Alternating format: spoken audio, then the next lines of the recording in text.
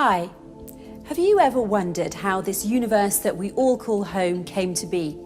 Lots of theories about the origins of our universe have come and gone until one theory in particular came along that physicists and cosmologists could agree on. They agreed on it, of course, because there is scientific evidence to support it, and you may have heard of it. It's called the Big Bang Theory. The founders of this theory are two scientists from the 1920s, Georges Lemaitre and Alexander Friedmann.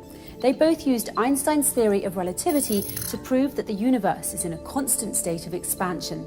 Then in 1929, the American astronomer Edwin Hubble confirmed this theory again after observing evidence that virtually all clusters of galaxies appear to be moving away from all other clusters, which also indicates that the entire universe is expanding.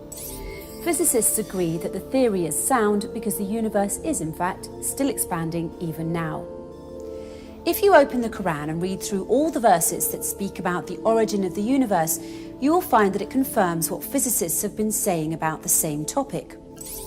For example, in chapter 51, verse 47, it says, "And it is we, God, who have built the heaven with our creative power. And verily it is we, God, who are steadily expanding it." What we know about the universe is that space was created first and gave birth to particles, galaxies, stars, the earth, and you and me. In several places, the Quran also addresses the order in which various things were created in a manner consistent with what science has discovered. For example, in chapter 18, verse 51, it says, "I, God, did not make them witness to the creation of the heavens and the earth, or to the creation of themselves." The universe expanded from very high density and exploded in gravitational waves. The same gravitational waves from those colliding black holes in space that pass through the Earth, causing the universe to stretch and expand over and over again. In chapter 41 of the Quran, verse 10, it says, "In 4 days he made in the earth what anchors from high above it, and put barakah in it, and equally measured out sustenance of its dwellers for those who ask." Let's break down the meaning of this verse. When God says he made in the earth what anchors from above it, he's referring to the gravitational waves that are coming back from those colliding black holes in space that act as gravitational anchors to anchor the earth and anchor things to the earth.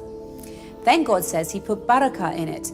Barakah is a word that people commonly use for blessings, but it actually has a deeper meaning. It means to grow and increase in volume above and beyond expectations, emphasizing that the earth started out small but constantly grew larger and larger. A strange type of matter caused the expansion of the universe in its early stages. This matter behaved very differently from the matter that we're familiar with today, because instead of attracting other matter, it repels it. This has led physicists to call it antimatter. Sounds to me like antisocial matter. Antimatter actually disobeys energy and momentum conservation. It disobeys symmetric charge conjugation and parity, and it disobeys our current one-directional time arrow and disobeys causality. Because the early universe was filled with this type of self-repelling, disobedient matter, everything would be pushing against everything else, and that would account for the sudden explosion that gave birth to the universe. Matter and antimatter particles are always produced in pairs, and if they come in contact, they annihilate one another, leaving behind pure energy. So why do we still see matter today? As far as physicists can tell, it's only because in the end, there was one extra matter particle for every billion matter-antimatter pairs. After that, the first stars began to form. They formed from the dense gas of the young universe, which came about when a cloud increased in density and then collapsed due to the action of the gravitational pull of gravity. The gravitational pull of gravity managed to anchor more and more matter from the collapsed cloud, resulting in the densest gas clumping and anchoring together, which eventually led to the formation of stars and even galaxies. The formation of stars then paved the way for the formation of everything else in our universe.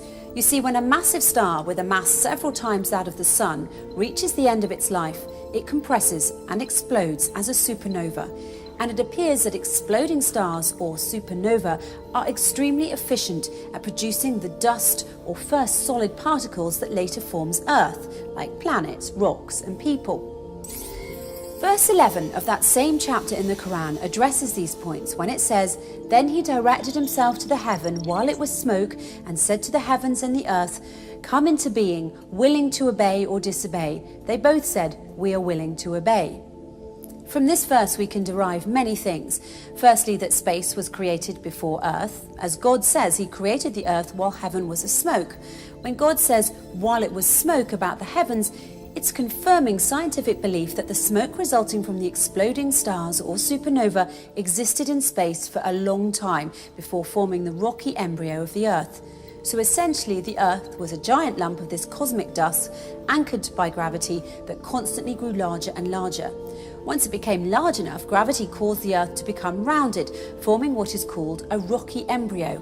And after 100 million years of this rocky embryo growing, voila, we have planet Earth. The Quran even alludes to the matter and antimatter that existed in the universe in this verse when it says willing to obey or disobey, and then concludes by telling us that it is matter, not antimatter, that managed to survive and still exists to this day when it says they said we are willing to obey. When astrophysicists joke, they say supernova have bad habits because they belch out huge quantities of smoke known as cosmic dust. Dr. Loretta Dunn of Cardiff University describes cosmic dust by saying, cosmic dust consists of tiny particles of solid material floating around in the space between stars. It's not the same as house dust, but more akin to cigarette smoke. Cosmic dust was also responsible for blocking the light emitted from stars and galaxies, meaning that for the first 380,000 years or so, our universe was essentially too opaque to shine. Physicist Imre Bartos from Columbia University states gravitational waves arrive at Earth long before any light does, which is exactly what verse 12 of chapter 41 indicates. He made in each heaven its affair and adorned the nearest heaven with lamps. By using the lamps as an analogy for light, this verse reflects the fact that the universe was in darkness in its early stages. It further reflects the sequence of events we discussed earlier, as God mentioned what anchors first, then mentioned the light, implying that gravitational waves arrived at Earth long before any light did, just as physicists such as Imre Bartos would confirm over 1400 years later.